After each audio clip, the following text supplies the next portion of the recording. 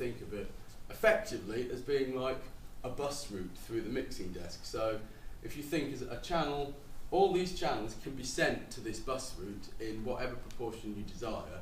So for example, if you're sending it to the monitor for the drummer, they'll probably want to hear quite a lot of their own drums, particularly their own kick drum. So you could just use this master to send the kick drum out to that monitor. For the vocalist, as I said, they'd want to hear a lot of their own vocals so they can stay in tune. So you'd use this bus master to send that to their vocal wedges. And that pretty much, in a nutshell, is it. Yes, was that a question? So how come there are so many more kind of input volume things than output volume?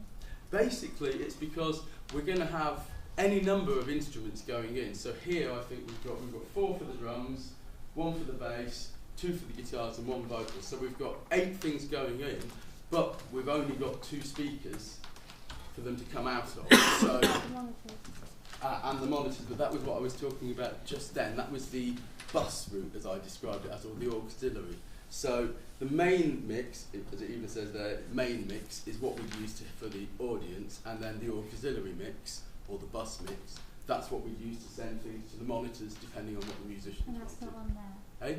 The bus thing isn't on there? The bus thing is just here at the top, sorry, so if I bring it a bit closer. It looks very like the EQ, it's just a slightly different colour. And if you see, each channel's got a master one that you can use just to send the output. So if this was the kick drum channel and I wanted to send some kick drum out, I would just turn it up to the required volume, and that would be sending out to, for example, the drummer's wedge or the singer's wedge. And it wouldn't make any difference? No, it wouldn't make any difference at all. So basically, because if you think, a singer is going to need to hear pretty much just their own vocals, and they probably won't want, they might want a bit of guitar to stay in tune with, but they're not going to want to hear loads of drums because there'll be enough of that behind them. Whereas the drummer, for example, will need to hear quite a lot of the bass guitarist say, because the bass guitarist and the drummer often play quite closely together as the rhythm section in the band.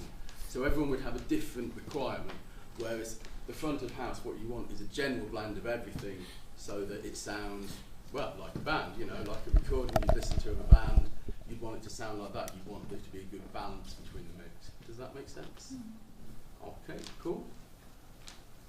Pop that back down then. So, we can start sound checking, or how would you like to play this? Or? That sounds like a good idea. How is everyone doing? Are you all on board? Yeah? Cool. Yeah. What have we meant to do? Yeah, okay. Well, why don't we, break? should we break for 2 or 3 minutes? If people want to go to the breast.